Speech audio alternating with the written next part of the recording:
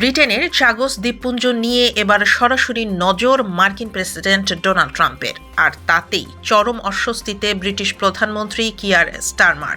নিজের social media platform truth সোশ্যালে দেয়া এক পোস্টে ট্রাম্প ব্রিটেনের চাগোস দ্বীপপুঞ্জ মরিশাসের কাছে হস্তান্তরের পরিকল্পনাকে আখ্যা দিয়েছেন চরম বোকামি ও যুক্তরাষ্ট্রের ভারতীয় নিরাপত্তার জন্য বিশাল হুমকি হিসেবে।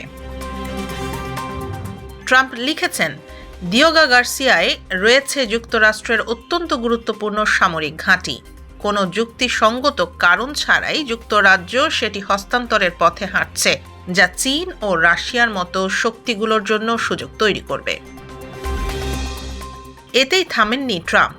চাগোস প্রসঙ্গ টেনে এনে তিনি আবারও গ্রিনল্যান্ড অধিগ্রহণের দাবি জোরালো করেন। তার ভাষায়, ব্রিটেনের এই দুর্বলতাই প্রমাণ করে যুক্তরাষ্ট্রের নিরাপত্তার স্বার্থে গ্রিনল্যান্ড কেনা জরুরি।